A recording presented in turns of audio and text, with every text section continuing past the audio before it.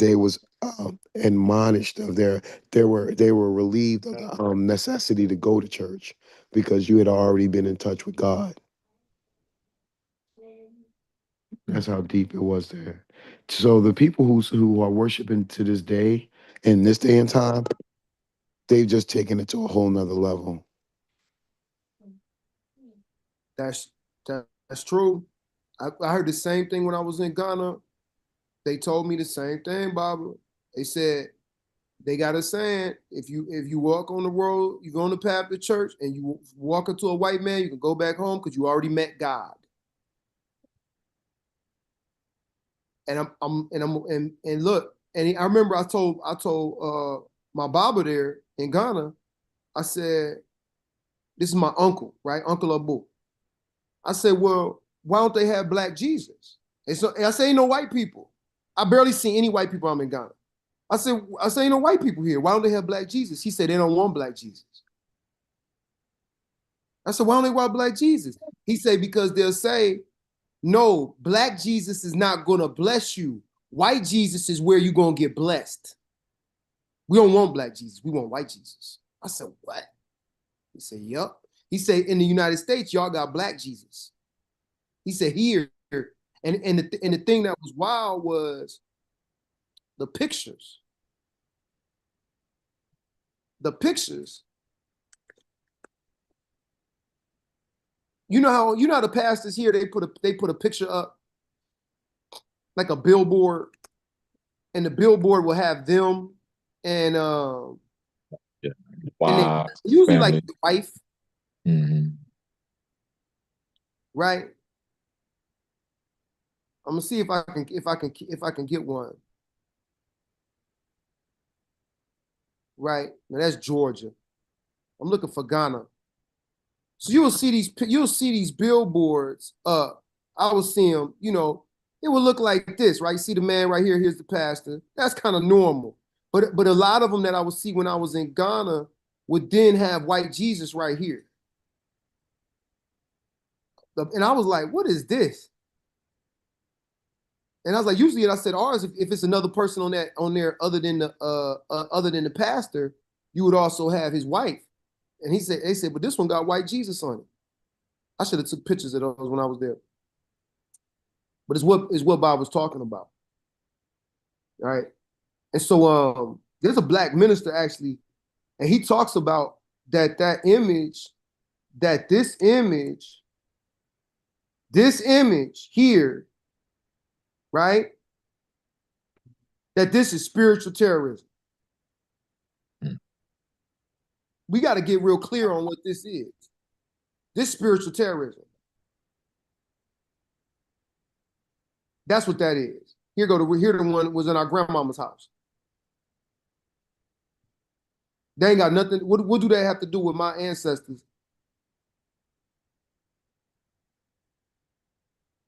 Outside of that slave master that raped one of my mothers.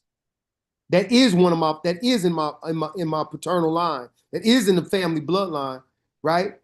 But we got to deal with all that trauma coming from somebody who looked like this. So remember what she talked about, like, what am I supposed to do with that when they tell me he's perfect and he's God, and I know him to be a rapist? We see it right now. We see it right now in America. Protect the rapist. Mm. Protect the pedophile. Why? Because he's God. That's why. And he can do no wrong. Even when he do wrong, it's right. So when we see this, it look crazy in the way that this shows up within our societies, within African society and within American society, because it is. It's insanity and it's witchcraft. They call what we did witchcraft. The word witchcraft in the Bible, the word there means manipulation. That's all witchcraft is. Craft is just manipulation of energy. It is the character of the person that depends upon how they are manipulating the energy. And get this, the real manipulation is to manipulate somebody and take away their free will and to abuse your power. That's the evil side of something, if I want to put that term on it, evil. right? Abusing power. And that's what they did with this image. And they continue to do it. I was just watching I was at the place where my mother lives, and they had on, that's how you know, because these are old pictures. Somebody said, well, Josh, that's the old picture. This is one of the newest things. Look at this dude. One of the newest movies that they have out. They picked this guy to play Jesus. Okay. Same characters they had back then. That's why they keep on picking these same people. All right. Okay, let's get, so thank you for that. Breakdown, Baba Ibrahim. I go ahead, Will, pick up Candomblé. The way you All right. pronounce it, Candomblé. Candomblé. The Candomblé is based on Yoruba, Ewe, Congo, and Fon traditions, and its members have maintained contact with Africa by sea and maritime trade, through which they were needed for the practice of the spirits had to be fed with special foods, peppers, spices, and fruit. Hmm. The devotees had to wear specific bead patterns in order to be close to them. Cowrie shells were needed for many purposes, such as adorning sculpture and shrines. Trees were even transplanted. Palm kernel nuts and cowries were used for divination, an indispensable aspect, and is an indispensable aspect of the religion. But the backbone of African religious organization is the process of initiation, training, and ritual through which novices gain knowledge of the spirits and of ritual practice. The priests and priestesses brought forcibly from Africa came determined to keep their traditions intact, and the belief that the greatest protection their people had was their intense and close relationship with the spirit world. The discipline and precision of the religious structure and training process was to make this Afro-Bahian candomblé the most respected manifestation of the African religious tradition in New Europe. But do these practices impact a political and national consciousness? I'll stop there or keep reading.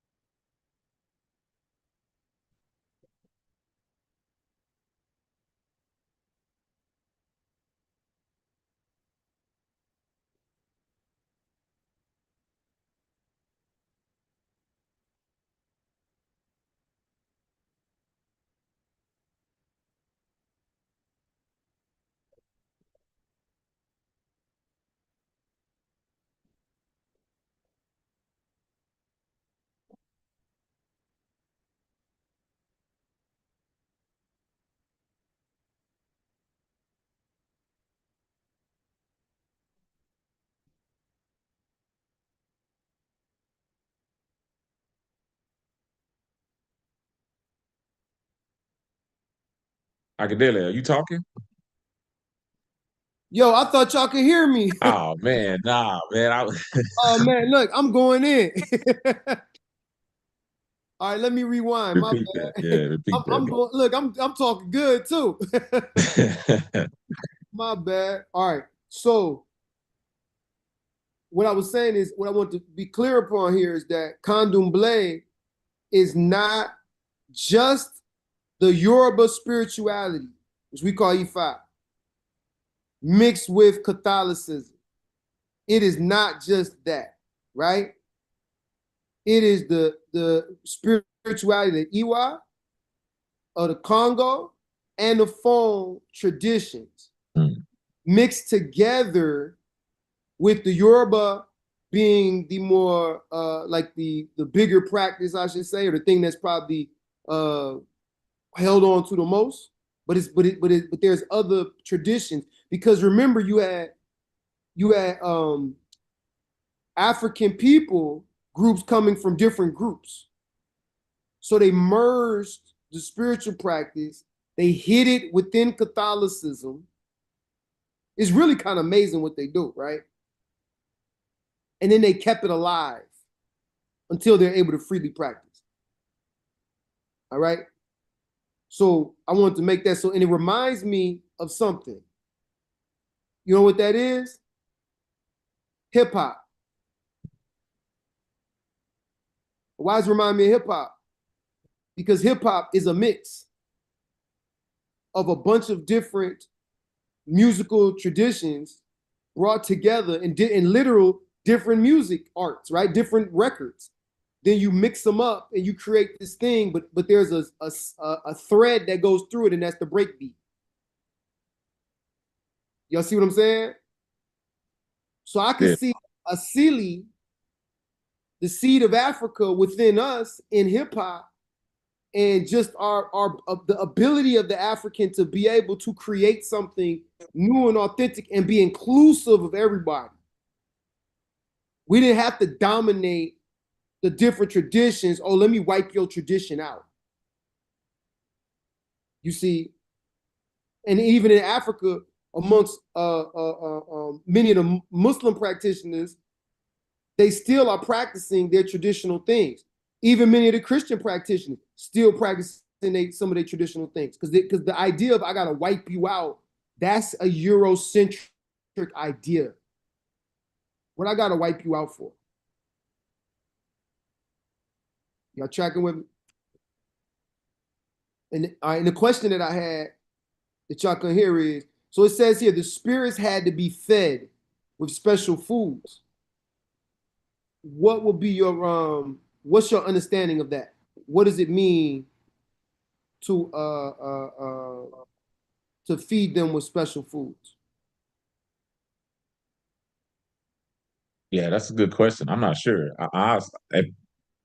Being new to this, I knew we would just feed them things that they liked for sure, like each deity what they preferred, kind of like what our ancestors, our Agun preferred. But when she says special, I feel like if she's using peppers, spices, I feel like there's a meaning. There's a symbolic meaning behind those. Okay. Or maybe I'm overthinking it. No, you ain't overthinking it at all. You hit it on the head. Now, here's the thing. I'm going to tell you the way that these practices work.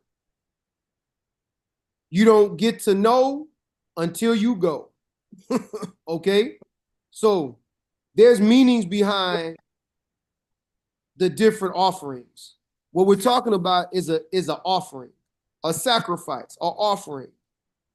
And those offerings can be offerings of, you can see here, all of these things are being offered, right? This is all being offered.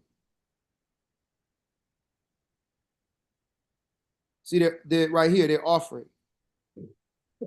right? And so the particular foods that will be offered, there's a reasoning behind why you would offer particular foods. There's a reason, right? There's like I'm gonna keep it right there. I ain't gonna tell you no more. If you decide you want to go deeper into the practice, then you'll learn more about why. Okay. See, one of the reasons I actually believe that these traditions have been able to last even under the onslaught of colonization is because much of it is done in secret. They don't talk, they don't tell everything. Like, it's pretty amazing if you really think about it, that Ifa has lasted thousands and thousands and thousands of years without writing down their text. There ain't no place you can find all of the Odus of Ifa in one place. That don't exist. And they've been able to last longer than any, like, we don't even know how old Ifa is. It's so old. That's amazing. So you've had an oral tradition that's lasted and that's been attacked. But that's because, and that wasn't just open to everybody to practice. And it wasn't, I'm gonna use the word evangelical. They weren't going out trying to get converts. Oh, let me get everybody to practice what I practice. They weren't doing that either. You see? So there's some kind of power in the mysteries of it, right? There's power in the mysteries of it. So I'm not gonna talk, because like I kind of reveal all like the more intricate parts. You know, if you decide to become a practitioner, you learn all of that. But I'll just say there's particular reasons why they would give certain offerings, and all of these offerings, right? I'm highlight this one here. Like, you couldn't get all of it in the Americas because all of it didn't grow in America. So that's why you hear what she's saying is, by sea and maritime trade, they were able to obtain authentic articles needed for their spiritual practices. You see, so there was peppers, spices, fruit, and certain dishes that needed to be made that they didn't grow, that food didn't grow in the Americas, and so they would get it through trade, or they had to come up with a new version of it for the Americas, because it just wasn't available to them. Like, for example, certain types of cola nut doesn't grow over here. They weren't growing, they had the trees. So where you gonna get it from? But you really need cola nut as a big part of practice. You see the cowrie shells, they come from Africa. So if cowrie shells are a big part of practice, how are you gonna practice without cowrie shells? And someone said, well, you just use this other thing. Nah, it's not that easy. You're gonna have to really know that technology if you're gonna replace something. Right. You understand what I'm saying? That cowrie shell has a particular frequency to it. And that's why it's being utilized. So you just can't replace that cowrie shell with anything. You have to really understand the technology to make any alterations. And the European way of understanding these things, which is the way we understand them, Western way of understanding them, right, is elementary at best. Meaning they do not have a deep understanding of this stuff, and therefore in the books, anthropologists, the whoever who's studying it, because they don't have a deep understanding of it, they don't actually know what they're looking at, and so they'll tell us some information about it, or you may read some information about it, and it ain't even what it's about. It's just that they don't understand it on a deep level. They may understand on a basic level, right? Okay. All right, where'd you stop, Baba Will? So that question that she posed, that said in parentheses, but do these practices impart political and nationalistic consciousness?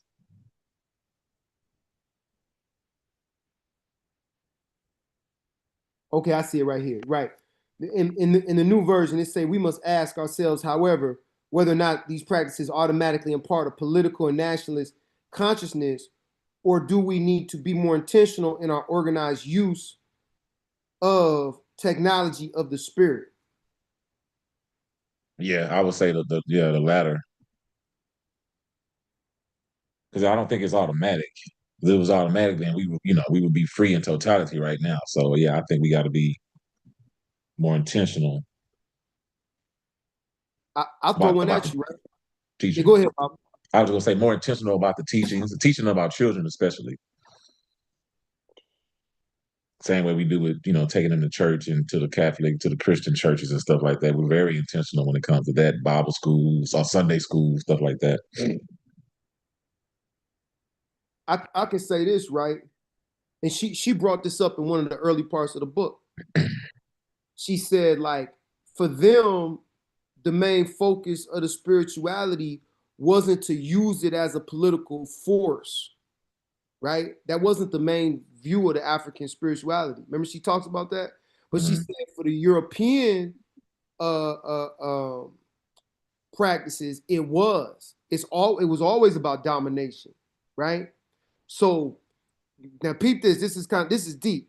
So the African viewpoint wasn't to say, okay, we doing these practices and the main goal of it is political, meaning domination of other people, right? I'm Right. using it like that. The European came with the whole culture was around domination of other people, right? And I really believe that was coming from like the Romans and this whole trying to take over the known world thing. So, and any people group who decide they want to be dominant, dominate everybody. So, what happens is they come into the Americas, in the United States of America. Then now they remember their religion is political, and that political movement is white supremacy. So, in the domination of other folks.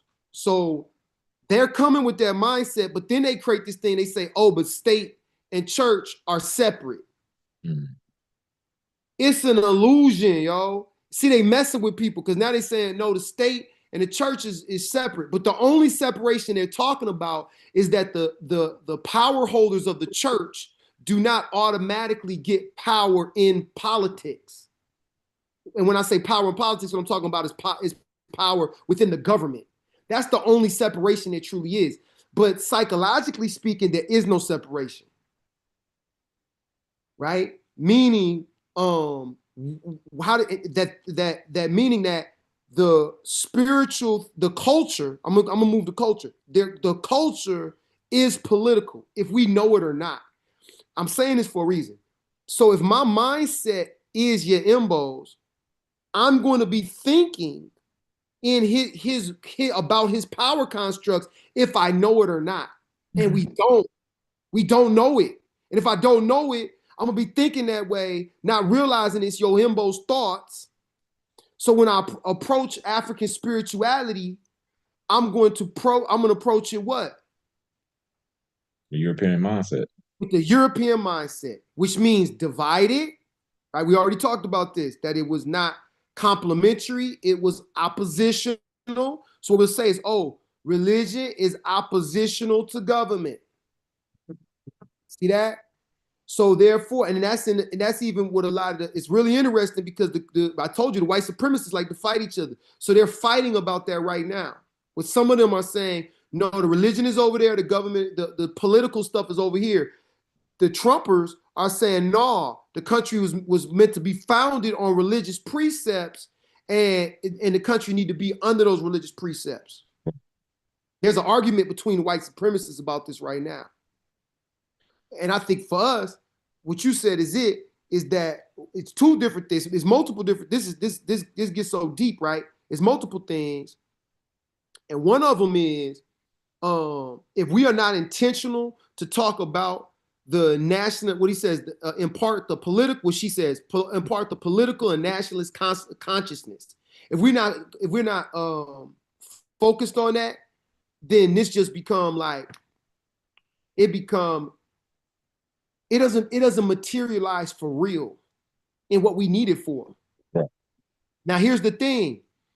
The spiritual system was not created to do that. The spiritual system didn't arise within a slave state, right? So I'm talking about in Nigeria. So when we think about like, okay, I'm looking to the spiritual system for this political mindset, or I'm gonna look to the Yoruba people for this particular mindset, and you don't see that type of nationalistic or conscious, like that type of mindset, you're like, well, why not? They practice the spirituality. who says that spirituality is developed in another world? Mm.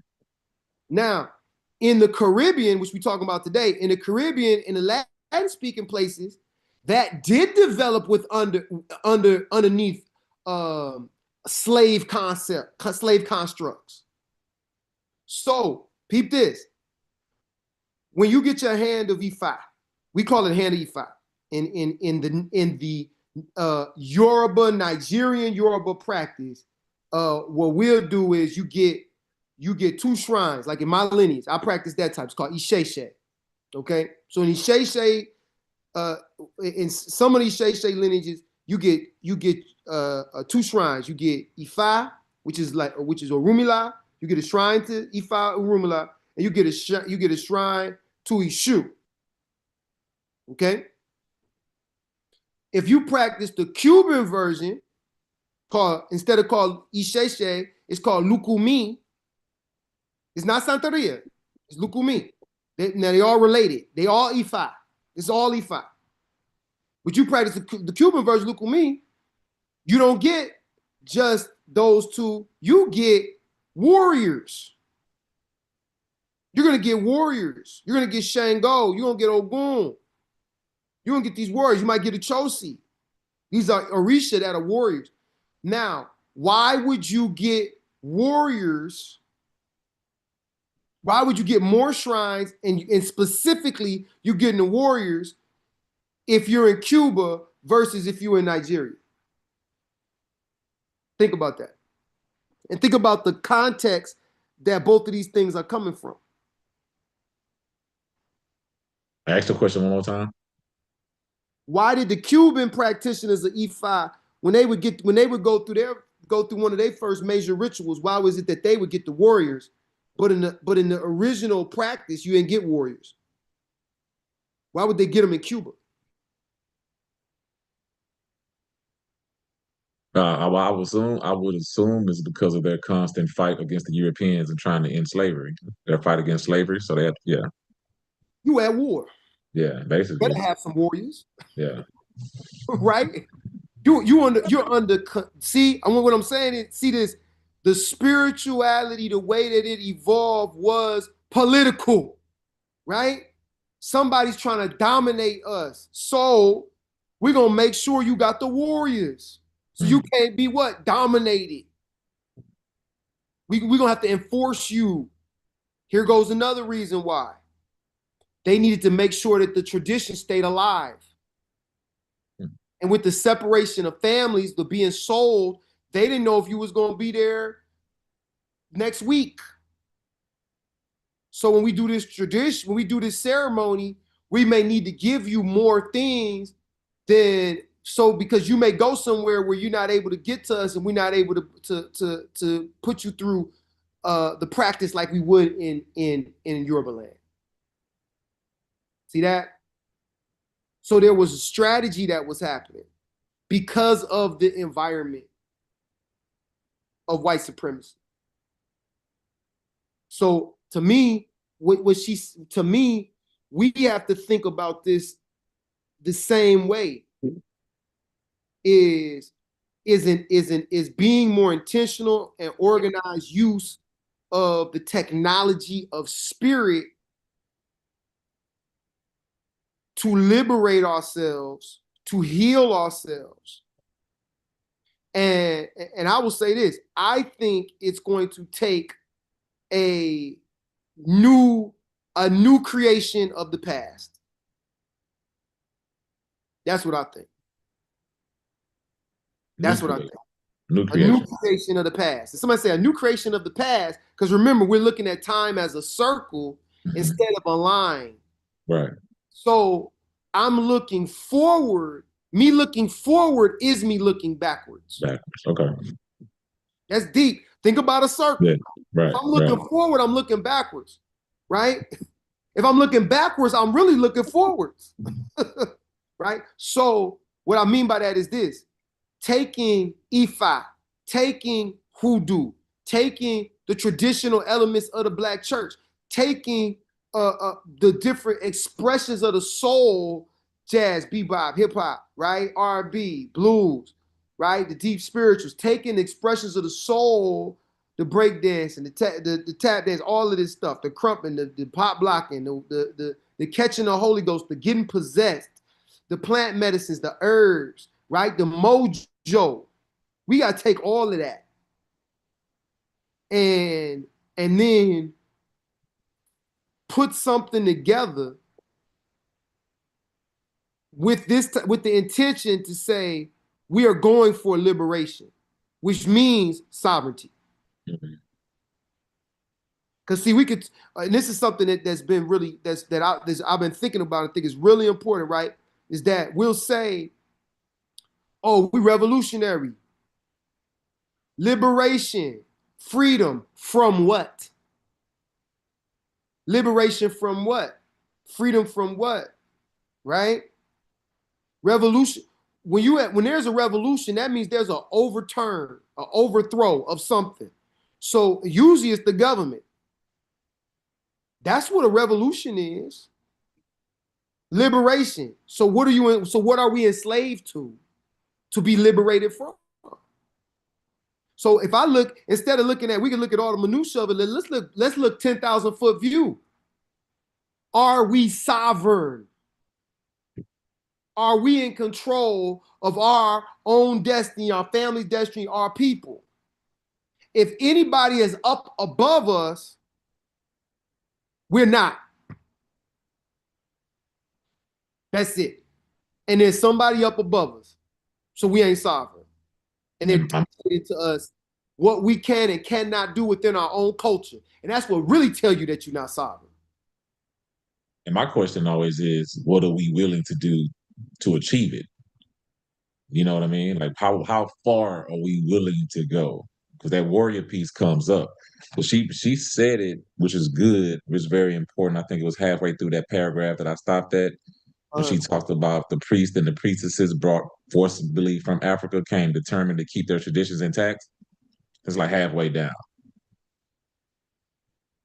Okay, it's Right? not the backbone of African spiritual systems. Is it that part? Did you get to that part? No, it was right before that question we talked about with political and nationalistic Oh, okay. The consciousness. That discipline, the paragraph. precision, and structure training process was to make the African Bohemian Candomblé the most. That no. I see it. Mhm. The priests and priestesses brought Yeah, forcibly from Africa came determined to keep their traditions intact in the belief that the leave. greatest protection their people had was an intense and close relationship to the spirit world. Now that's deep, right? So that was that belief.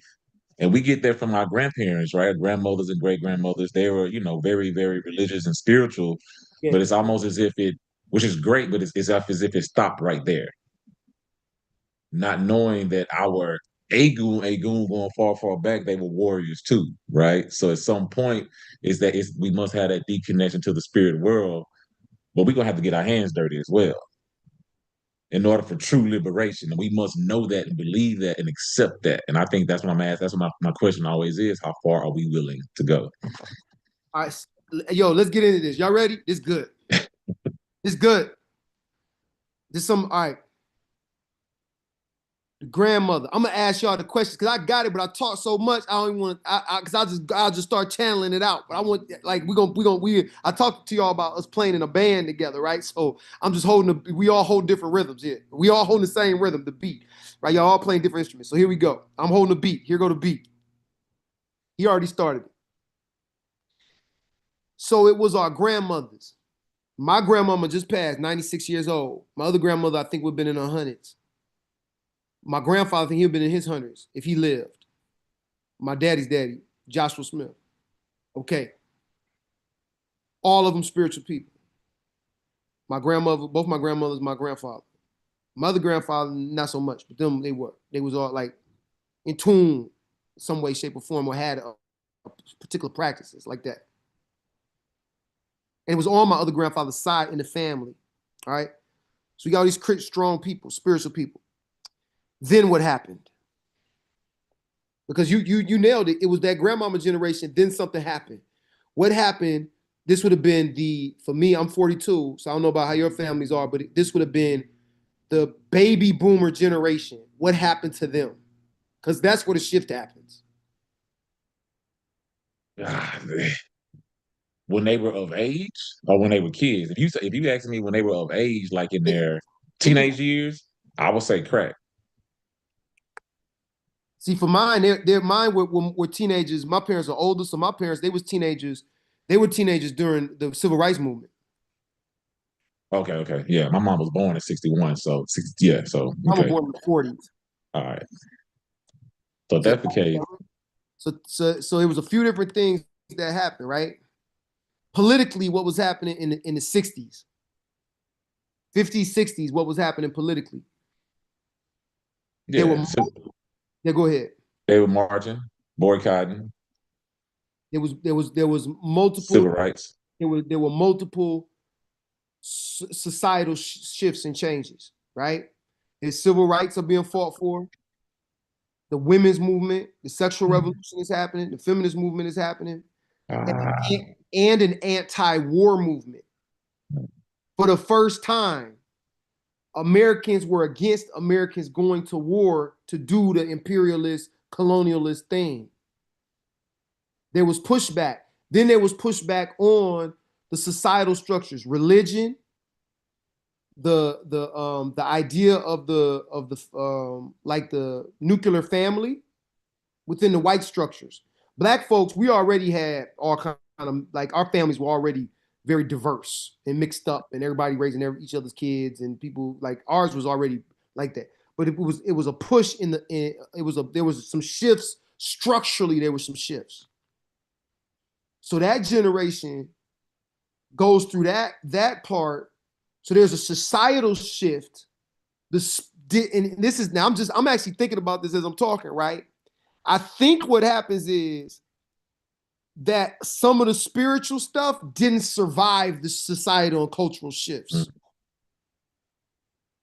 because the Black church traditions, the traditional aspects,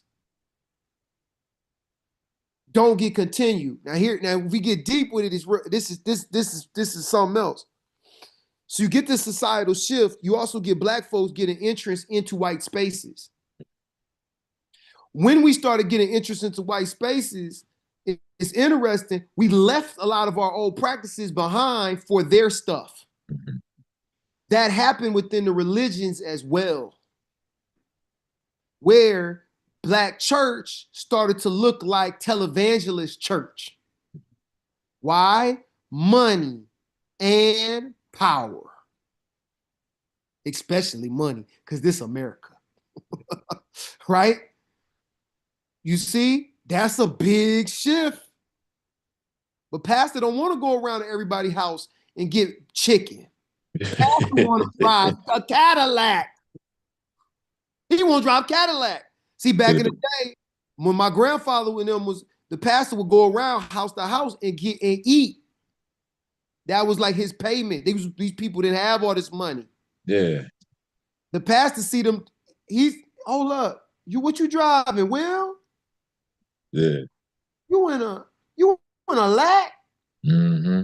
All this work I do, man, I need it, man. Then you look on Yeah. TV. Oh, he got the lack. Mm-hmm. You see the pimp, I call him pimping Pat. You see the pimped out. Bishop Don Juan. Let's call them what they are. Let's see what they really are. Yeah. Capitalistic. This is capitalism. Right. It's a system of birth based on where value is placed on capital. How much capital you have access to, how much capital you own. Mm-hmm. So in that, if to be a valuable person, that pastor now is not about his spiritual ability, it's about how much money he got. And out of that, I can't remember all these different people's names. Now that don't mean the pastor got yeah. Later we get these characters like I grew up around with these characters. I'm just putting it all out here, whatever. You finna put up there like a TD Jakes or somebody? Oh, yeah. Flow, Great old dollar. you know, Great flow. Great flow. you know, Mm-hmm. big time, big churches, big Yep. money. Later we get people like TD Jakes, right? Look at TD Jakes Church. Look at this. No, that's a university. Basically. Yeah. That's his Got all church. torn. That's his church right there. Yeah, because I seen him preaching that. ATMs in the church. Right. Now here's the thing. Okay. We gotta peep this. There's a shift. Is this to demonize black people putting their money together to determine that they're gonna have some kind of large facility to run spiritual programming out? Absolutely not. That's not the thing that we're talking about, right? The thing we're talking about is because remember, we don't have to go oppositional in viewpoint. The thing we're talking about is replacing the traditions which held the Asili, the seed of Africa, that internal thing we need, replacing that with the white man's Asili. Because y'all saw what them churches look like, and then you see what his look like. What's the difference? Right? Same. Right? Tons of black people go to that church too in Houston. Tons of black people. And the thing is that some things that happen. This dude right here, his big church. You know, they went and got all the white churches to get on a certain thing to bring up their church membership, and a bunch of black churches took that on. Hmm. And there's a whole bunch of other things. So you hear me talk about the televangelist, this dude. There's a bunch of those different things, but it's just I'm just picking out the church here. But there's this cultural shift, right? And you say, well, where the traditions go? We're like the same thing when we adopted. Let's move on to another one. That's church, but there's something else to our traditional practices, and was herbalism. Herbalism was a big part of our traditional practice. So what happened to the herbalism? My great grandmamas practiced it. Then my grandmamas and them, they didn't. They practiced little bits of it still left. Little bit. Some people's families, this is unbroken. They've continued those practices. But I know in my family, my great grandmamas did, and then it didn't get enough of it didn't get passed. I'm gonna say a few things happened. White flight or black flight. One was black flight. One was that when black folks left the South. Mm. So they left when they was usually teenagers, and they may not even been taught what it was. They just had children. Like a lot of stuff that the women, because remember, how did we pass information? It wasn't passed in no book. Right. It wasn't passed in school. It was passed through it would be passed through apprenticeship, what we call apprenticeship now. You would learn under that older person. Mm-hmm. And there was time periods when they would pass particular information. And so I think one of the things that happens, two big things. One is that they left before the time was when they learned a lot of those different things. Because these are mostly like either these women left with no children usually, or new mothers. But most of the time they were single women when they left, and got married within a couple years, and started having babies when they maybe even in their early 20s, maybe still teenagers. So there was a lot for them to have learned that they didn't, because they were away now from their mothers who would have taught them and raised the children together with them. I think it was that, but I think it was also taking on the Western medicine. And now you're allowed to go to the hospital. Now you're allowed to go to the pharmacy and buy and get the medication of the white folks. So if you've been trained that white folks, everything they have is better than ours, what happens is you look down on ours and look up at theirs. So my grandmother, I remember she said, and this is in Macon, Georgia. She said, when we was growing up, our granddaddy would come and he would bring us some white bread and some mayonnaise and some bologna. Oh, that was such a treat. I said, what you mean it was a treat, Granny? For some white bread? That's the cheap bread, right? She said, yeah. She said, now we understand that.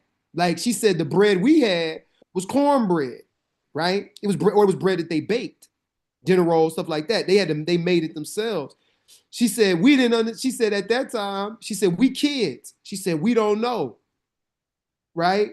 She said that's the stuff that we thought was because it was white. It was white. When I say white, I don't just mean the white. The bread was white. It was that was the bread white people ate. Hey. So that was better bread in the psyche. Even though the reality is the bread that they was eating was the better bread, right? And now white people want that bread that the black folks used to make. That's you go to a white grocery store. That's the type of bread they have. They don't have the white bread, right? That we talking about that. You go to the hood, you're gonna see the white bread for $1, $2, something like that, right? But yeah, but this was the thought. So she was having this conversation. She said we didn't know that stuff we had was the good stuff. She was saying Yeah. it. You know, she was talking about this. So the medicine, same thing. And that's not to like say, okay, well, black people did that just because you know, we stupid or something. So we say, oh, we're just gonna take on the white man stuff and not our own, right? Because that same attack had already happened to the white folk, where they had demonized the herbalism. And that was demonized through in education, media. They called it quackery in the media and in the newspapers. Back then, it had been newspapers, and then they created certain medical institutions that would only practice the surgery / pharmaceutical stuff, because that's where the oil barons' money was in.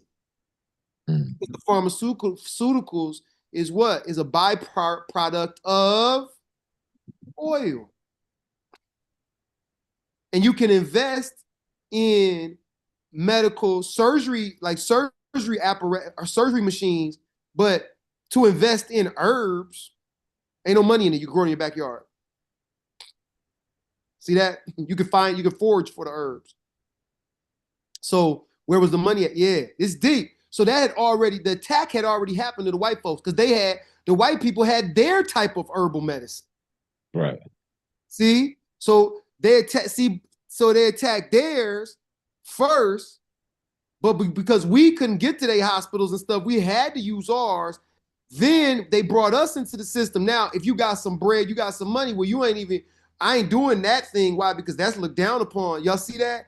But that had a deeper element to it for us. The herbal medicine had a deeper element for us. It had because we're holistic, it had a spiritual aspect to it. Yeah. And taking all their pharmaceuticals, dumbing down or diluting our spirit. I've heard some say it literally dilutes our melanin. Wow. Wow. All right, let's go. We're gonna go forward here. This is a good conversation, y'all. Yeah. I think we are okay. In African society, spiritness is the thread that links the various aspects of the culture. It is the cultural focus, the explanatory principle. Oh, I'm sorry. I didn't finish the thought on the whole thing, what I was saying with that whole about those timelines. So peep this. The grandmothers and them, they still they've been my great grandmothers, maybe some of your great grandmamas. They held it, right? They held it up. These have been women in maybe like the 120s, 130s now. They held on to it, then it basically got like lost. But they didn't get lost all the way. What happened is it degraded. All right? It degraded. It broke down. Now, peep this. This is how the energy is understood, especially like the Kemetic and some of the African traditions, how it's understood. So when something breaks down, that means it's going to come back. Think about a tree. A tree has fruit. That fruit from the tree hits the ground and then it rots. It rots with a seed inside of it. Once it fully ferments and the cycle goes by, then that seed will take root and create another tree. Mm-hmm. I think what's happened with us is, and get this, the new tree takes on a slightly different genetic makeup depending on the environment. Because the parental tree has actually told that other tree information about the environment so that it can update the frequency. It can update the DNA. That's evolution, what we call evolution. But it's a conversation between the parent and the child on a DNA structure. This happens in plants. It happens in animals. It happens in us. All right? So peep this. So the energy to me degraded, and we got people like getting real far away from it. But then what happens in the 1960s, 1970s, boom, a big revival of African practice. So it's like the spirit had to do this to do this. You see what I'm saying? It had to do this. It was here. Because black people was practicing the traditions they was in the African traditions in the black church and sometimes out in the woods and undercover. Then it degraded and then it went up. Now you got black people practicing traditional beliefs out in the open. Now you got them connecting in Nigeria. Now you got them becoming Babalawos and Iyanifes. Now you got them getting now you get them practicing voodoo out in the open. See, we had like when that happened, it's like that when it degraded, it went back up, it shot up here. Then I would say it degraded again. So this would have been 1960s, 97s. I would say through the 80s, you brought it up, crack, right? Money. This is when a lot of black folks started making a lot of money, but that money wasn't just making money, because we're not going to demonize making money. It was because it's not about the making money part. What it's about is a lot of black people got into the system more. And because, right? So it's not just about the money, it's about the system thing. And we see this happen to me. We see the spirit stuff degrade again. Right? Look at 1980s, 1990s. You're going to see Kwanzaa come back in, but that's like not even revolutionary the way it was. Right? The political mindset also dies down. 2000s, all of that. And then Yimbo makes a sacrifice. Trayvon Martin. Yep, I was just thinking that. Yep. Yimbo makes a sacrifice. Right? And politically, what happens? Barack Obama elected president. Remember the Tea Party? There's a backlash to Barack Obama being selected president. So the white supremacist thing activates. Then we get Trayvon Martin. Y'all gotta peep the timelines, right? Then what starts to happen? Black consciousness activates again. Now I would say it's moving now with the technology. You get people being able to jump into all different types of spiritual systems. Yeah. You see what I'm saying? So I think that's what's happening. When we see things, it's like, oh, this is getting bad. This look ugly. Look at what happens on the other side of that. We're able to have this conversation. I came to my awakening during that time period. Because why? Because my spiritual awakenings have had a lot of political, social stuff. Why? Because we black folk. That's why. So growing up in a real racist city, Milwaukee, one of the worst places in America for black folk, I needed some spiritual stuff to help me in the situation I was in. I needed when us that's here in Baltimore, when we know what's going on in the hood. I know what's going on in Sandtown, Winchester. I know what's going on there. While I'm going there to pick up one of my little brothers. Of course I know. That's where we living. We living over there. So when that happened, Freddie Gray, right? When we looking at Trayvon Martin and we seeing a kid with a hoodie with some Skittles, we thinking about our nephews. We thinking about our sons. We thinking about little brothers, right? We thinking about us. I'm a kid with the hoodie on with the Skittles walking back from somewhere in somebody's neighborhood, wherever you visiting somebody and somebody trying to stop you and all that. That's us. You know what I'm saying? And what that does, and this is all what? This was highly political. George Zimmerman, Trayvon Martin, Freddie Gray. Remember, this is all political.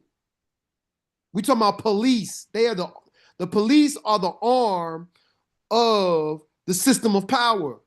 They're just the hands to do the work. Do dirty Just like work. the military. The police and the military, they're the ones to do the work. They ain't the head of it, right? Mm. So what we seeing is, unless they do like Ibrahim Traore and take over the government, which sometimes needs to happen. Mm. Sometimes I think that's what need to happen in America.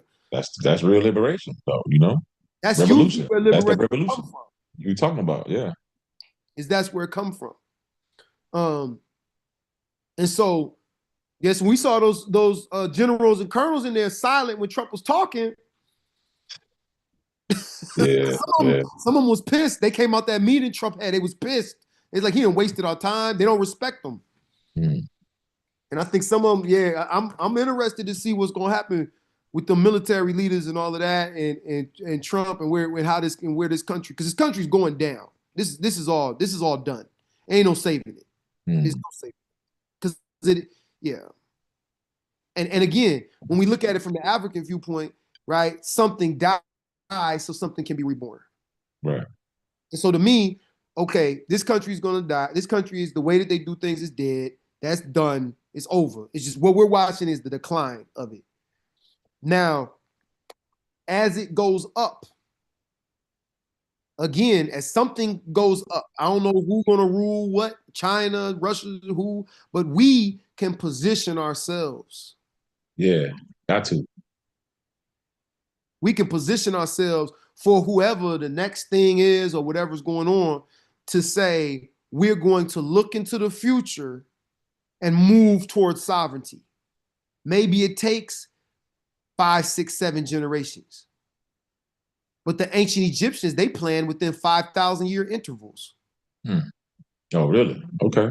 When you are when you are old people group, right? Yeah. We not see their society only, like their stuff only start like 6,000 years ago. Right. Right? We don't even know how long we've been here. 100,000, 50,000, like, you know what I'm saying? So we're thinking like we need to get out of his mind where I got to think, oh, just in my life, in our lifetimes, what are we going to see when it comes to rights? Right? We could think that way. But if we think, what do we do now that can last 7 generations out? I want to make some decisions. See, that's a different way of playing chess. Right. You know what I'm saying? That's the chess, not checkers. I'm 329 moves ahead. Mm-hmm. You see, and that's the thing. I think the beauty thing of spirit is spirit thinking that way, because spirit recognizes the cycle. So on the spiritual side, they getting that, and they telling us things to do that we may not be aware. That's why we gotta have spirit, so we can recognize, okay, I need to do X, Y, Z, because there are gonna be some new ancestors that are gonna be brought in. And I believe that, and we align and we talk to spirit, because remember too, it's not, again, a domination thing. I had to reconstruct all this in my mind, because see, in the religion I come from, it's a domination. God dominates you. But this is a relationship we are having with the ancestors, a relationship with the Orisha. Like, because really it's a relationship with ourselves. Right. The conversation, that's the word I'm looking for. It's a conversation, it's a discussion. Right? Hey, ancestors, blah, blah, blah, blah. They do it. They do it too harsh. Hey, yo, that was too harsh, yo. Please. Grandmama, that's too much. You being hard on me, man. Come on. Help me out. Right? That kind of conversation you can't have in Christianity, right? You can't have that conversation. You gotta do as you told type of thing. I go to Baba Ishu. I say, Baba Ishu, please don't confuse me. Don't make my way chaotic, Baba Ishu. Please. I don't want no chaos, Baba Ishu. You know, you have a conversation with him. Baba Ishu say, oh, what you bring me? Mm-hmm. Hey, I brought you this, Bobby Shoe. Okay, you brought me some? All right, I got you. Right. Some of us, we got chaotic paths because there's some offering that needs to be given to calm down that energy so that the path is made smooth. It's things like that. We wonder why life goes a certain direction in our spiritual technology for that reason.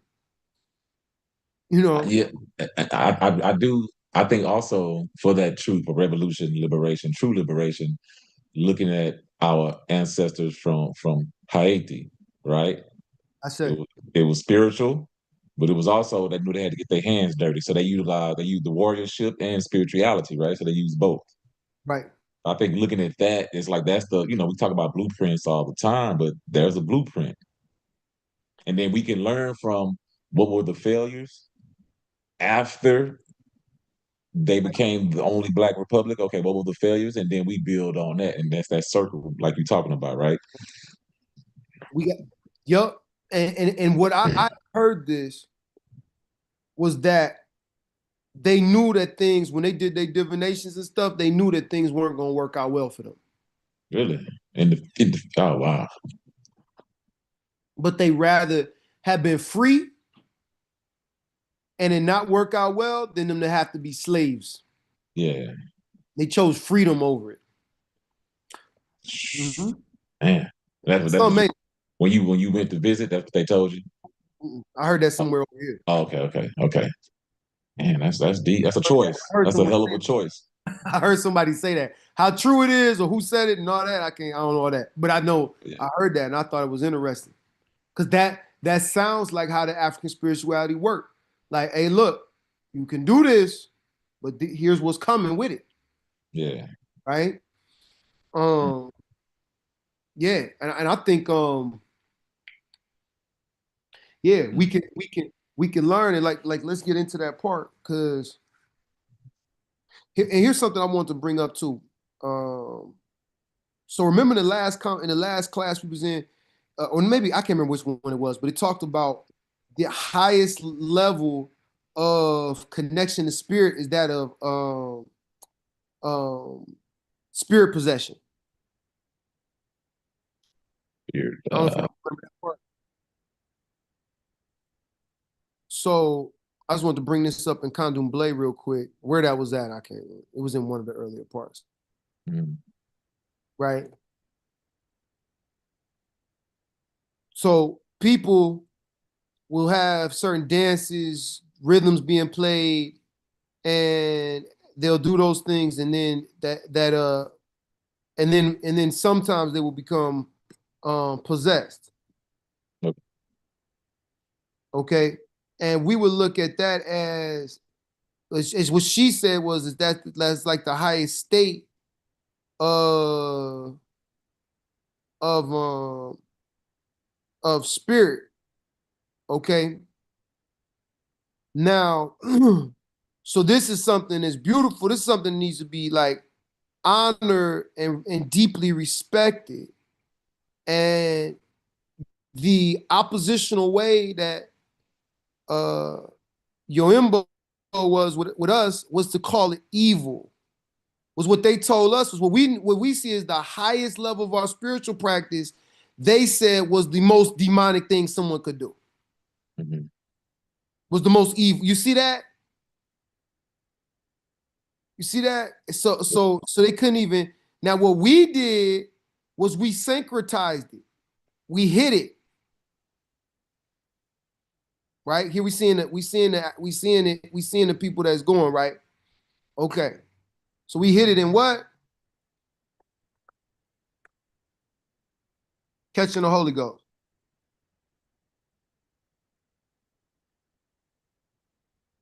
Yeah. Right?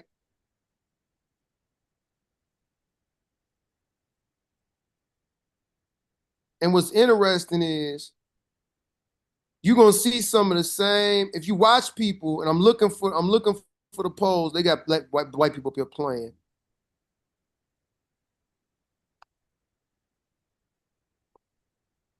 I'm looking for one. Okay, now you see him. He's bent down with his hands out stretched. But you know, if you've been in church, what's coming next is he goes the opposite direction, right?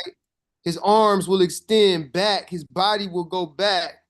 And what you're gonna have is, if you look at that, and then we come back to what we see here, you seeing the same Yeah. Same thing, yeah. right? The person prostrate on the ground, right?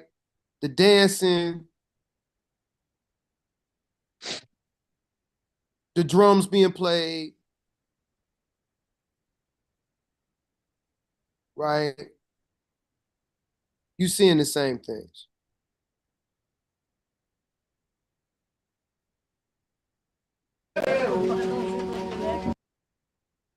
And I've actually seen it. It's kind of funny, man. I've seen them put they put like praise dance in the African music. Is funny Yeah. because it fit, right? Yeah. But you see the hunched over Mm-hmm. dance. You see somebody laying out on the ground. You see the woman in all white, right, with her head covered, like, you know. And then you just go in and look at how we practice how we're practicing spirit, any spirit belief system. Just look at how we're practicing. You're gonna see the similar things, right? Now this is candomblé. Okay. So you'll see people practice. They're gonna look white. They're gonna look what we call in America white, right? Yeah. But they are African traditional. They are African traditional practitioners. And I can't always tell you the Orisha that's being venerated here, because when they do it, they do the way that they name a little bit different than they do any Sheshe. Mm. So like here's Osha Gunia. I don't know who that is. It could be Obatala because they have all white on. Mm-hmm. They also may have just been initiated to something, so I'm not sure. Okay. But yeah, we seeing a very, very similar thing. Oh, another question with white people doing it, practicing it. That's a whole another conversation. Yeah, because in Africa, well, see there, yeah, each place is it's a different thing. Like that's they practice. Yeah. Like they learned it from there's a different kind of mix that happens in certain places, where they mixed a little bit more, but also the way the white ones look is like they learned it from the African people, and it became their practice.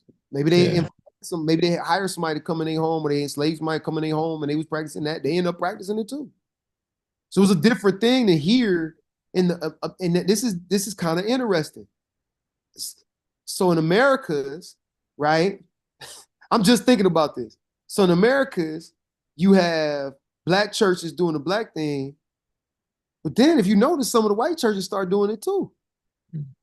See, you got whole white church groups that catch the Holy Ghost and shout and do all that, and run, teach, do all that, speaking in tongues and playing the music, and they playing, they going, and going. Where do you think they get that from?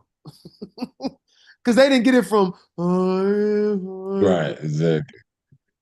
They didn't get it from that. They got it from us, or they got it from their folk. From their country, from their European country, who have more kind of folk music and stuff, Yeah, it's something to think about though. Yeah. Okay, here, let's see, where we at here?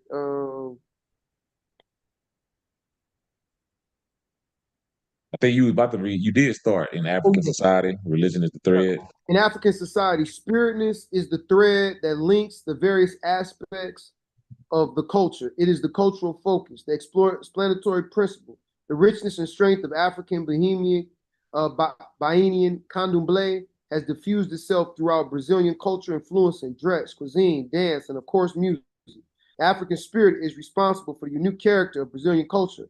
The music of candomblé, macuba, and the batik, I don't know how you pronounce that. I think it's French, or no, it's Portuguese, calls the spirits to us and we to them, just as it does in Voodoo, Santeria, Shango, Akan, or in any African spiritual system. through the masterful execution of the exact and complex rhythmic pattern. African sacred music and genius changed the music of the European world. The African spirit in its European prison created music that formed the basis of all popular, participatory, and contemporary European music. The African spirit is powerful. African spiritual systems in Brazil introduced the instruments and rhythms for which the country is now famous. And you can go ahead and keep on reading, Baba Will. I don't know what yours says. Mine says in Haiti. Yeah, that's what I got. Yeah, go ahead. In Haiti or Haiti, we have another dramatic statement of African religion transplanted. The imposition of Catholicism on African religious knowledge resulted in Vodun, a blending of various African traditions under the leadership of the Fon culture. Is it Fon or Fon? Fon? Um, Fon culture. Vodun is itself a statement of the universality of African religious thought and practice. The names of the spirits change from one language area to another, but the underlying philosophical principles remain the same from Zulu to Nuer to Ewe to Bamana. The differences comes only where African conceptions were taken out of their natural environment and politicized, i.e., European Christianity and Islam. Vodun represents the strength of the African soul, struggling to be true to itself. Vodun represents the successful implantation of Africa onto a world that was not ready for what Africa meant. Whites wanted our bodies to step on, but they could not deal with our souls. We needed those souls for survival, and so we called them. Vodun represents the organized calling forth of the African spirit to Haitian land. It came, and in the process, Haiti became Africa. Hmm. mm, O Obea, obey. Is Obey. Okay, Obey reflected the unnatural state of slavery, evil fighting evil, but it also reflected the African belief in spiritual priorities, spiritual realities, spiritual relationships, and the intimate connection between spirit and matter. Out of the context of traditional order, discipline, and morality, African religion often became distorted, less communal in nature, and characterized by more frequent use of spiritual powers to serve personal ends. All Africans and people of African descent believe in Obey, the witchcraft of the Caribbean, whether they will admit it or not. They cannot escape it. And while it is associated primarily with its socially destructive tendencies, we must remember that it was created in a destructive, evil, and disordered environment. Okay. The slave owners feared and understood Obey, the power to manipulate spiritual energy. That was its purpose. Its use by us against our own can only be controlled when we create viable and harmonious African societies in which the slave order no longer predominates. Because the above are few, because the above are a few of the more well-known examples of African retention in New Europe, they have already been discussed in some depth already or elsewhere. Suriname is another vast area of retention where descendants of the Ashanti people have maintained and incorporated the traditions of their heritage into an organized lifestyle existing upriver in formerly Dutch Guyana. Dramatic examples of African survivals in sculpture, language, social customs, worldview, and ritual have attracted several researchers. Africans in Suriname. Is it Suriname? Suriname. Mm-hmm. Yeah. Africans in Suriname have a long history of independence, having forced the Dutch to recognize their refusal to be enslaved as early as the 1700s. This strong African society is maintained by those who continue to live in the bush, refusing to be lured into the service of the government, missions, or urban life.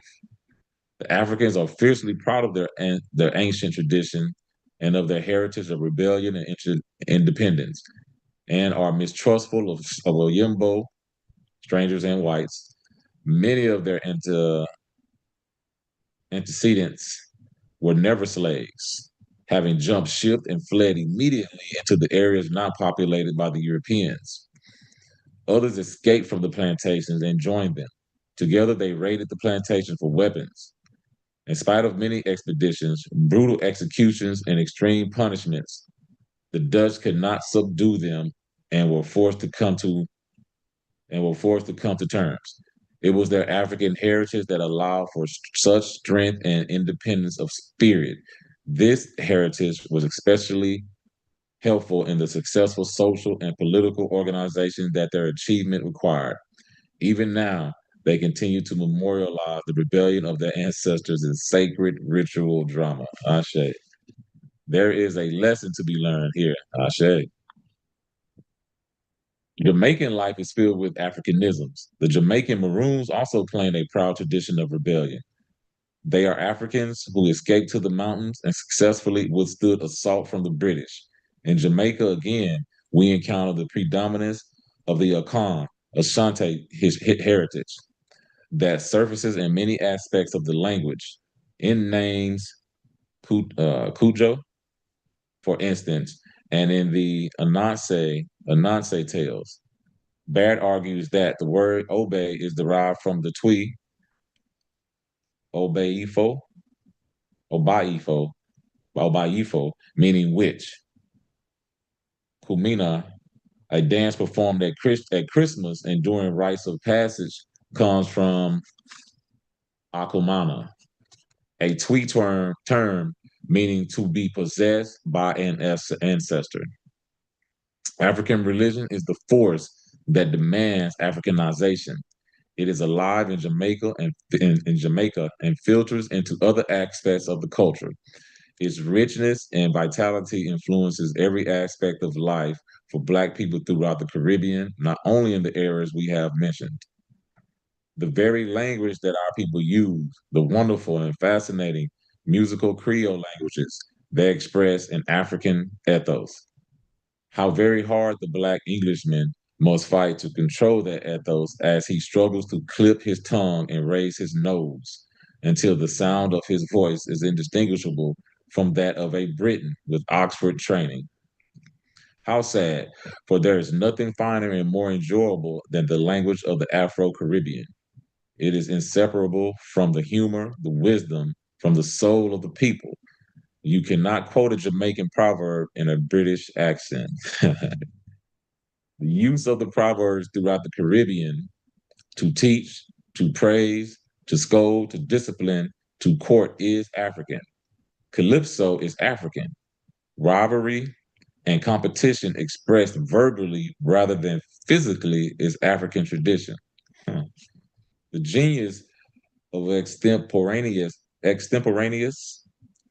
improvisation is African, and its appreciation is as well. Carnival is ritual drama at its best.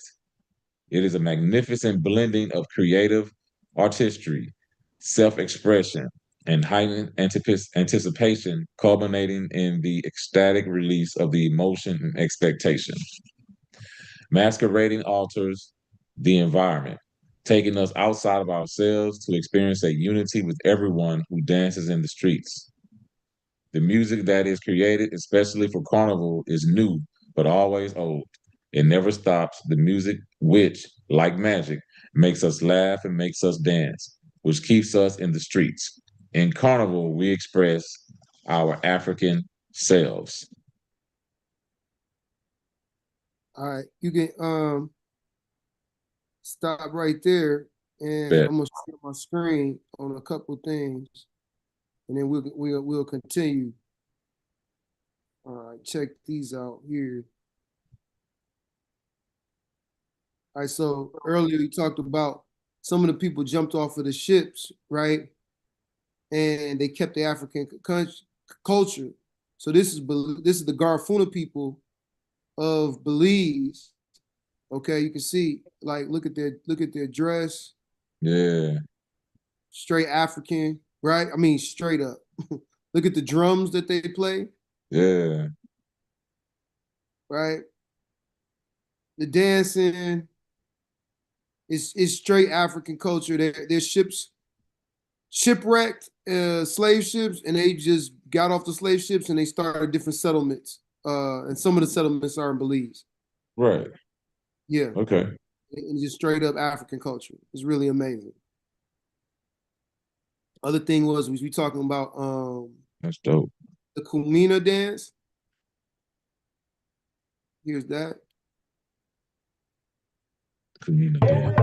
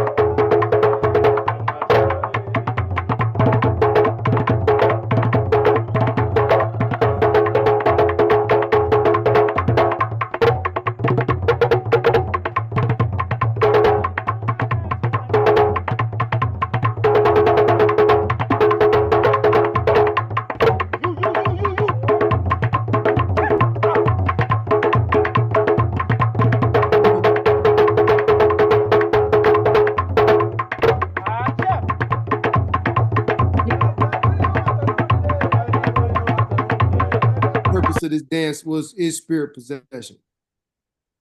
Spiritual And then, possession. yeah. That was the Komuna. Let's see if I'll pull it back up here. Yes, that's the point of it.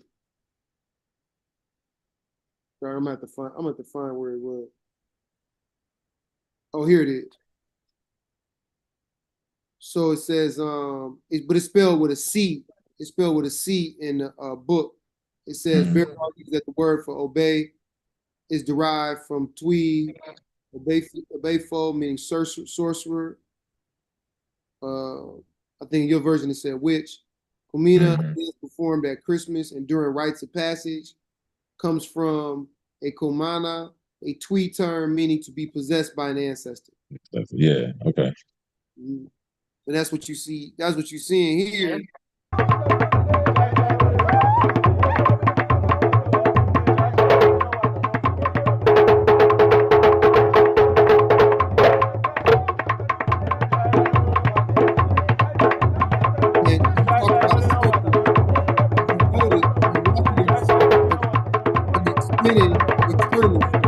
I can't hear you. I said, you notice too that we're talking about circles, and they're walking in circles and they're spinning in circles. No, yeah. I ain't noticed that. Okay. Okay. Now, one of the ladies, you can tell she started to go herself. Her eyes started going back. So this is Brazil, Carnival.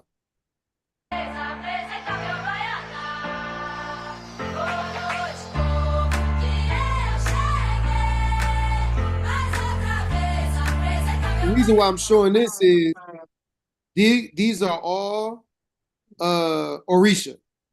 Yeah. Right? These are Orisha.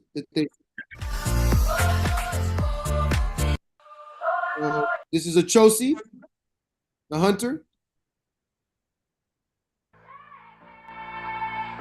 Okay, this looks like Yemaye or Yemoja. Okay, right here to me, that's what this looks like. Okay, almost it's like on the tip of my tongue.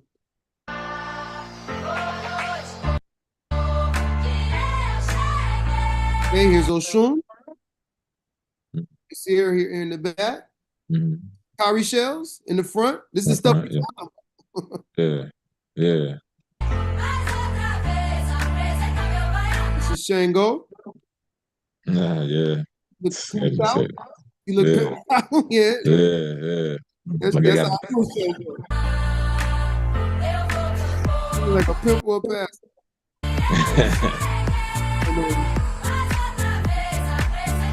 That one's gonna bother me that I keep on messing up with that one. But yeah, so it's just really interesting.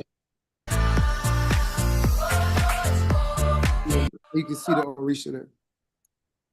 Okay, where are we at? We might as well finish this. So for me, page 19 at the bottom, after I said in carnival, we express our African selves. So we start with the next paragraph is Caribbean foods are African. Okay, Caribbean foods are African. And when an African woman born in the Caribbean moves to the US, she takes her food with her. She takes her seasoning, her peppers with her to Brooklyn. And so the African marketplace, central to the texture of African life, moves with us wherever we go. It thrives in the Caribbean and South America. The market is a vehicle for the exchange of information, for maintaining social contact, for the acquisition and sale of goods, mostly among those who are without material wealth or who must work hard to provide for themselves and their families. The African marketplace lives in New York. Africa was recognizable in the patterns of family life, in matrofocality, and in polygyny, and other forms of traditional marriage. Placage in Haiti was only one example among many of marriage patterns among Black people who often dispense with the dictates of European forms. This is not to say that we should romanticize those forms that are no longer functional in Mafa environment, nor should we use tradition as a justification for moral laziness. The islands of the Caribbean are veritable pharmacological gardens where there can be found all types of herbs and roots necessary for healing of a nation. African people in these areas still have the wisdom of traditional African medicine. Their knowledge of the properties and healing powers of herbs and roots is extensive. It is not to be found in books, neither it is only privy to the few educated professionals, while there are certainly experts whose training is formidable and whose knowledge and memory is more intact than others. Some acquaintance with natural traditional healing practices is widespread. Every mother knows what to do for her child's colds, cuts, fevers, and rashes. She certainly knows who to ask if she encounters anything more serious. This is valuable knowledge that we must not let slip away from us. It is valuable in a world of exploitative and synthetic medical practices. It is practical, and it is a part of our heritage. There are areas such as Trinidad, Barbados, Guyana, Jamaica, Cuba, and more, where we assume African retentions exist, while we have been conditioned to associate the Bahamas with the commercialization and Americanization that results from intense and exploitative tourist trade. But African survivals are strong here as well. They persist in cultural irony side by side with stonewashed jeans and disco. They exist in the areas of belief, sometimes in rituals, spiritual practices, and language, dance, and customs. Bahamians are raised on Anansi tales. The fact that they do not know that these stories are African is sad, but it does not make them less African. My peoples in the Bahamas use Ishu to organize themselves for cooperative economic support. They do not know that they practice the ancient Yoruba tradition of Isusu. Bahamian Jankano in Nassau encapsulates the spirit of African ritual masquerade as it thrusts the pulse of Africa into the consciousness of everyone within firing range of the mighty Gumbe drum. There is no person of African ancestry in the Caribbean or South America who is not influenced by the African heritage. It permeates Black life in these areas. Culture is tenacious, and we can be allowed this personification for a moment. It will find any number of ways to maintain itself. The stronger the cultural base of the original culture, the harder it will fight for survival. African culture has immense strength, a strength that is often deceptive and subtle because it is expressed in flexibility like a finely tempered sword. It has taken on many shapes and forms in order to remain true to its essential nature and to withstand defeat. That is what we mean by resiliency. It is malleable. It changes in order to remain the same. The African Asili does not change. This paradoxical dynamic of culture helps to explain the phenomenon of African culture outside of the motherland. As various manifestations of Asili, it helps to explain Africans in the Americas. The many reformulations and revitalizations of African culture that we have briefly touched on here are new in that they are not replicas of the primal African forms, but they were created out of the same spirit that gave birth to those original forms, the African Asili, the seed, Rojo, cultural life force. That sameness is the theme of Leonard Barrett's rare and wonderful work, Soul Force, in which he discusses African-derived religious forms in the Caribbean as attempts of the African force vital to express itself in alien surroundings. Even when it cannot be seen, it can still be felt everywhere. All right, Baba Will, you want to take this out with the last? I don't know. Does yours say the best African womanhood entered the New World? Do you have that next? Yeah. Okay. Yeah, go ahead. Best African manhood entered the New World and so thoroughly marked it with African customs that in a short while, the sound of the New World was the sound of Africa. There is no place in which the African influence has not made an inroad. This influence of the language, folklore, medicine, magic, and religion, music, dress, dancing, and domestic life of the New World can be called Africanization or indigenization. There are the areas of more obvious retentions where any African can recognize the motherland if he or she has seen her. But these examples of African culture in New Europe would not mean much if we do not become more aware of ourselves as people. The retentions are in jeopardy and will lose their vitality if those who maintain them are not politicized. Let us recognize the power within us. And what of those of us who carry no obvious signs of African culture? Are we African? Let us move into an argument more difficult to make in an area of great consequence. What happened to the Africans in North America? Man. Yeah. Yeah, that question alone is a whole conversation on its own. Man. Let us move to an argument more difficult to make in the area of great consequence. Mm-hmm. What happened to the African in North America? That's what she's about to move after we've done this large study of them in South America and the Caribbean, right? Right. That'll be the next chapter, North America. So the next one is Kugana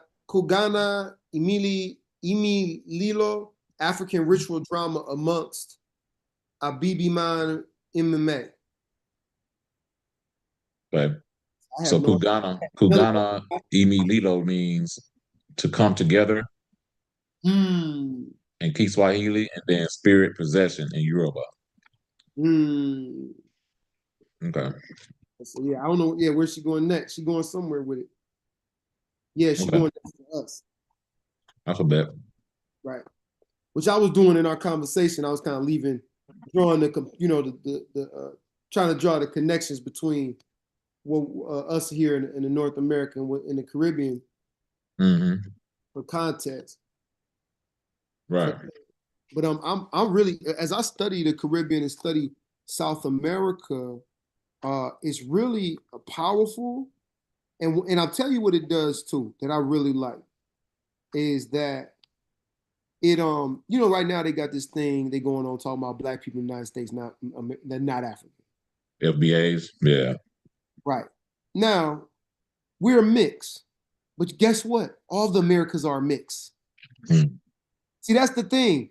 In other places, it's like Puerto Rico, Cuba, you go in Brazil, you go to other places, it's like you see black people, Honduras, Panama, Belize, all these places. You see black people. Right. And then you see Indian people, and then you see white people, and you see a mix of. Sometimes you don't see white people because you see a mix of all the different people, and so that's the white people, right? Like they just have lighter skin, but you look at them like I don't know what you are, Right. right? But you see it, and then it's like, oh, okay, like yeah, these are the people groups that was over here. This is the mix of them. So to me, the idea that like that's what America is here too. You see what I'm saying?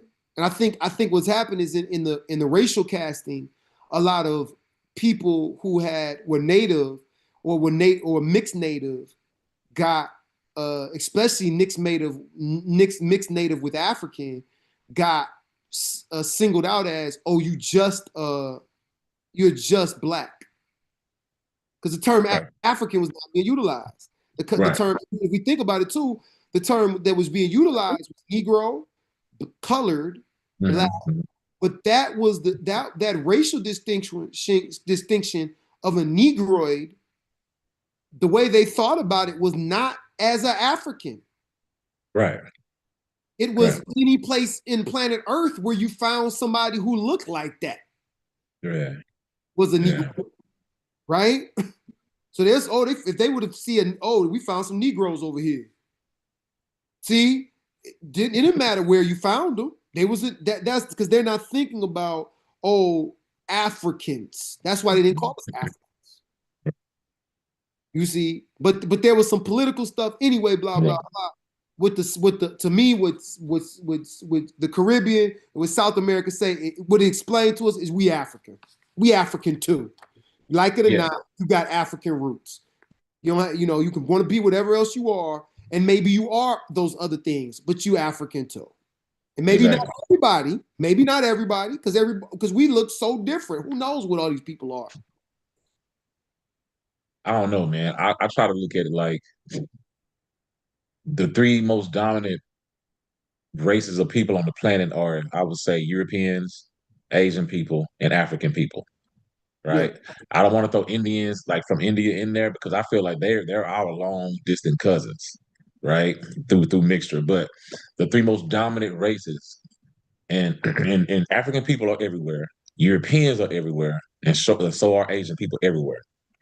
But I would say you find everyone everywhere, but the greatest concentration of Europeans are where? In Europe. Europe. The greatest concentrations of Asians are where? In Yeah, Asia, right? So it's the same with us, right? It's like we've migrated and migrated for thousands and thousands of years, but if the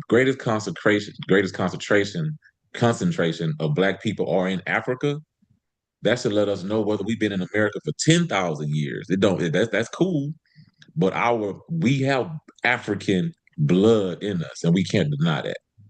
ain't You denied. know, as And much as they be trying to, as much as they want to, it's like, come on, man, like you can't, you just. It's almost. I think Umar Johnson said it one time. A lot of brothers and sisters don't want to be on a losing team, so they don't want to identify with being African. there's a political aspect to it, and there's Yeah, always been yeah, a political aspect to it when it comes around, especially in this country around Native Americans, right? mm, Because all right, when Native American when you were under threat for being a Native American, political threat, you're a threat for whatever, then people would say, "Oh, I'm a Negro," right? mm, You better to survive, right? yeah, Then you Native American, oh no, I'm only black people. Right? right, right, Yeah. What we gonna do? Yeah, they black. They with us. Yeah, they black. yeah, Yeah, black. I know it, mama. Actually, we got the same mama, right? right, right. That's us. That's exactly what we gonna do, right? Um, but Essentially, then, that's passing. They passing. what happened is, and I'm simplifying this, right? Because it gets super complicated with who was who, the people that was over here, and then like the mixings and all that kind of stuff. Then the Europeans come over, then the Europeans throw their political thing on it and all this other stuff.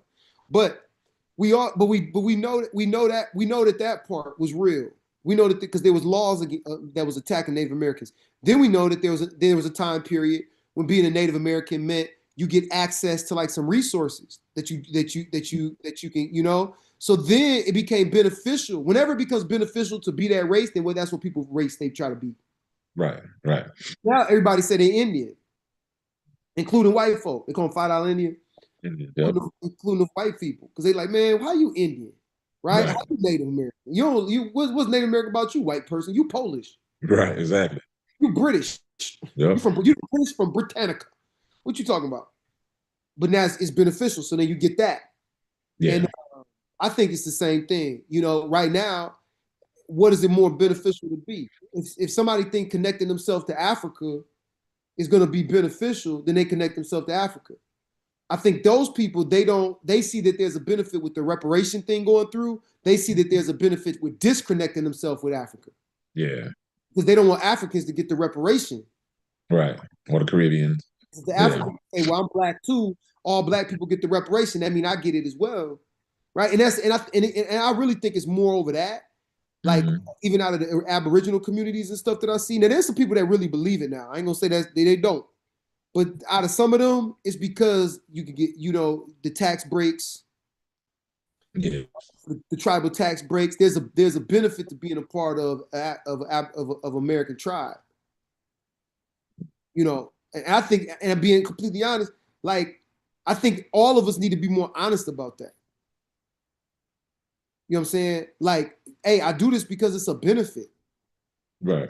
Like, okay, I practice E5. What if I look and do my, you know, how am I really gonna know that outside of spirit? Yeah, I could do a DNA test, but it's just gonna show me Nigeria. Right. Like, how am I gonna really? Spirit could tell me, but how am I gonna bloodline know? Maybe it's I'm Igbo, maybe it's I'm Yoruba, maybe I take African ancestry. Like all of these things tell you that they're entertainment. Yeah. Right. Exactly. So, but if that traditional practice is working for me, what's wrong with it? It's working for me. I might practice a martial art that don't exist in Africa. Even somebody said, well, all the martial arts came from Africa. That's cool. But I'm saying, somebody may be practicing Taekwondo or Jiu-Jitsu. Right. But that evolved in those areas. Yeah. You're still gonna From Africa. try to Yeah. fight. You know what I mean? Mm-hmm. Like I think this is the thing about I don't is that I don't need somebody to put an African title on it for me to be able to use my African brain. Yeah. The African, it's not. You feel what I'm saying? I don't need to Yeah. cosplay African and try to do like the real African thing to me is, hey, I'm able to check out the environment that we're in. I'm able to understand the technology that's being utilized, and I'm able to therefore realign myself with spirit and put spirit in the forefront, utilize the current technology and understanding the environmental space to put myself and incoming ancestors into a better position. Right. That's the real usage of it. Me being able to quote Odu and throw and do that. If I can do that, but I can't get down with the today and day and how we're going to be able to do some things for ourselves. Yeah. That's the problem. Yeah, I think you can. It's almost like you can do both, and because Yes. there's the tradition. I'm paying homage, I'm mojuba to my ancestor, to my agun, and what was instilled in me. But as time goes on, different parts of the world, different spaces in time, we evolve into some stuff. And if you're really paying attention to that system of whatever it evolved into, you may be like, oh shit, I see some this in that. Right. It's mostly jujitsu, but I see some African martial arts in that that's embedded in that. And that's okay. That's an Right. acknowledgement because how can you not? You know what I mean? And even if jujitsu evolves to something else in 50 years, 100 years, you probably, if they're in tune, they'll probably still be like, oh yeah, I see some Brazil in there. I see some African in there. Like, oh crap. You know what I mean? So, yeah. Because that's what actually all cultures do. Yeah. They evolve, is they move. They don't stay the same. They're not static. And that's what to me, one of the reasons why we're reading this book is so that in Bantu we can uh, uh, so we can move forward the culture, right? We can evolve the culture a certain way. So that's the concept. These are like the conceptual things that I think about within the organization. How do we evolve culture, right? Mm. Yeah, and we can see that we know we can because there's some people that they had a particular focus in the Caribbean, in South America, and they were able to do this. Right. This today. Right. It'll exist generations and generations and generations. And so we're doing this, we're doing something similar. Because somebody on a plantation had to say, hey, we keeping our practice alive. There was an intentionality behind that. Yeah. And we're yeah, and we to me, it is not a disconnection from who and what we are. It's a continuation of it. Because if I look into my family, I'm telling you, I'm looking at some certain things. I'm seeing people that's fraternity members, sorority members, Masons, initiations, Yeah, that's what that is. secret societies, hidden wisdom. You know what I'm saying? If I can see it from a bigger view, it's like, oh, my family goes through initiations. Right. Just like that. Military, I got a lot of military in the family. Oh, we have a warrior aspect to us and a discipline aspect. We're like military teachers and Right. preachers. Right. You know what I'm saying? A lot of military, a lot of teachers, a lot of preachers. So that just tell me what we are. And crafts people and like trades people. Tradesmen, yeah. Those are the lanes that I see. Those are the lanes. I'm a teacher. I'm like a teacher priest. You know what I'm saying? And I was in that kind of more physical, that kind of like trades lane when I was going into engineering. That was really my math and science brain, but it's just in the bloodline. You know? Yeah. I see it as like, yeah, I think that it's really a beautiful time to be alive because like this is what we're reinstilling these things, you know, and having that mindset. So that's what I'm thinking about, and I'm start right with my family, you know. Yeah, as you're supposed to. Yep. As you're supposed to.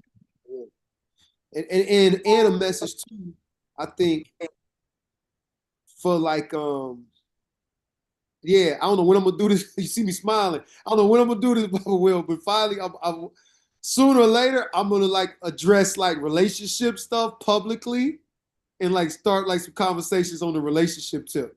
Oh, really? Yeah. We did it. We did it when with Nellie Fuller's book. Okay. Because there was a big chapter on sex. And you talking about the most engaged. People are the most engaged on the topic of relationships, sex, all that. And because we need that healing. Yeah, we do. And I see rights as like directly related to sex and relationships.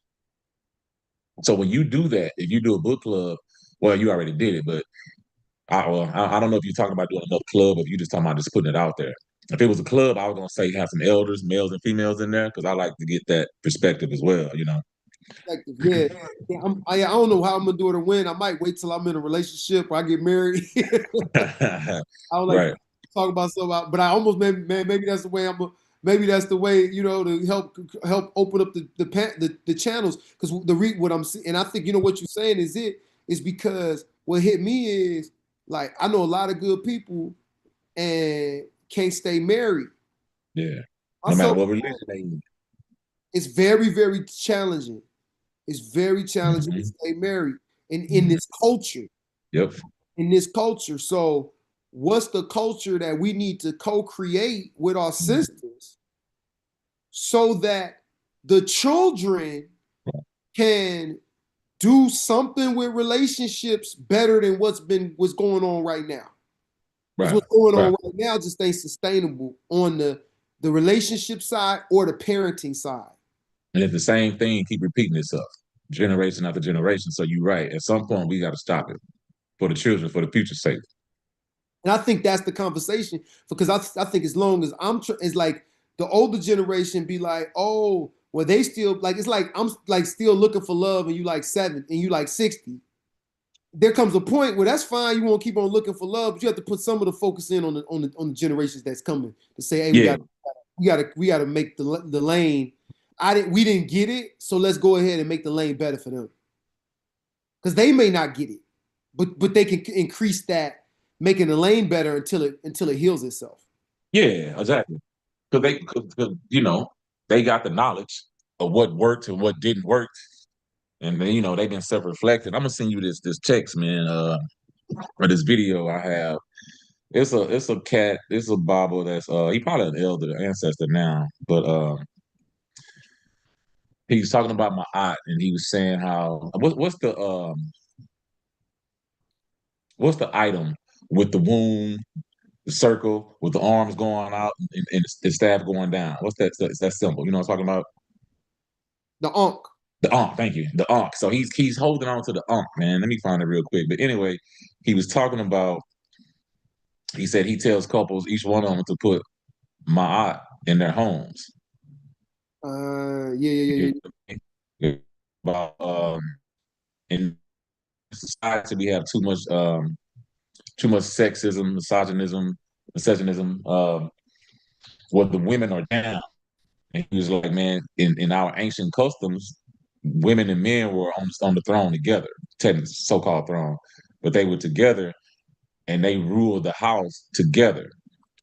Yeah. The kids saw that as they were coming up, and they knew exactly how to maneuver and how to get down. They were in balance. But and let me What find did it. the kids see?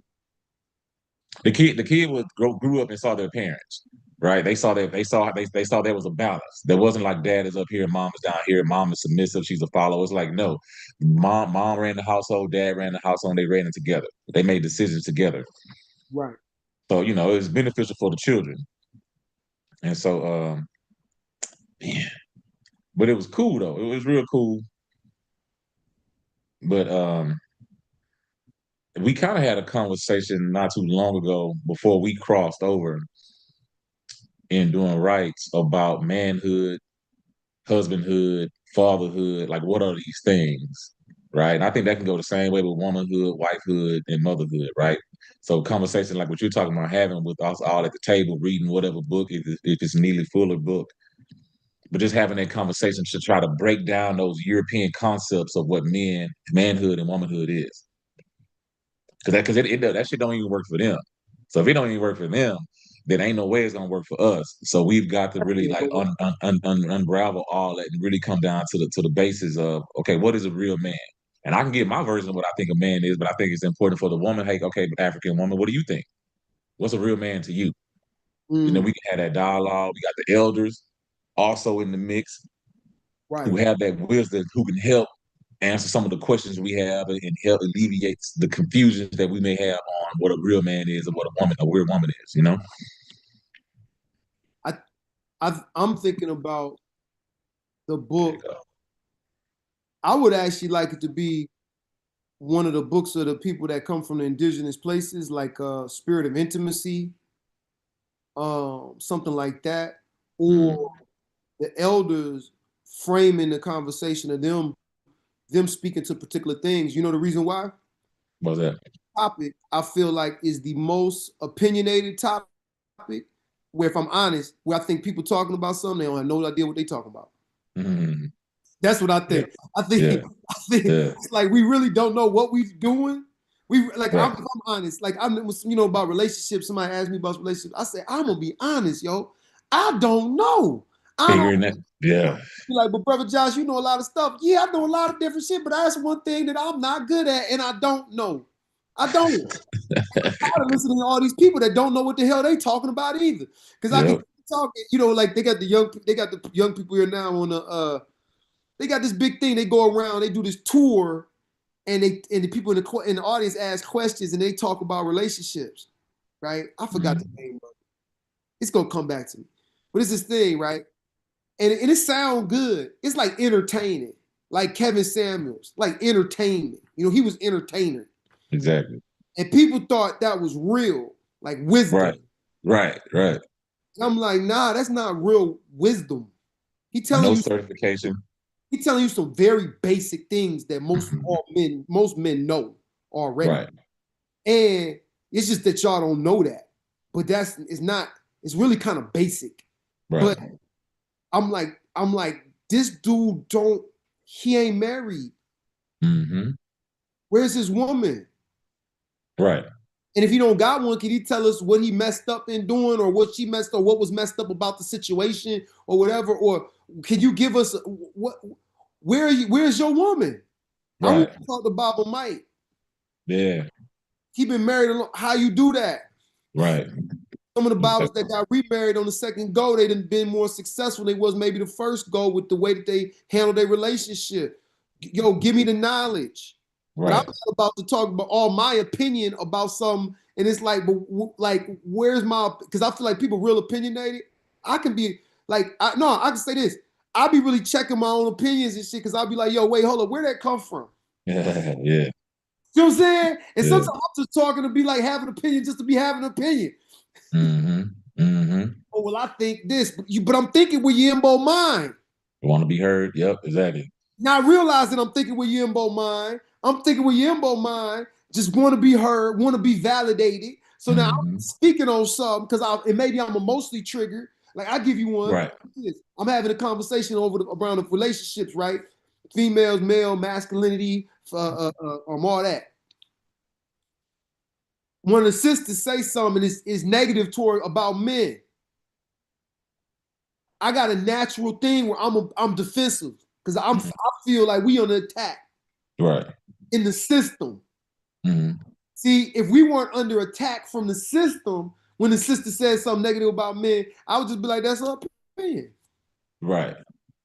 So that's all it is. I would roll off my back. It's just her opinion. But Mm-hmm. because we're under attack from the system, I'm like this. So she thought, Mm-hmm. well, yo, hold up. What you mean? Right? I'm triggered.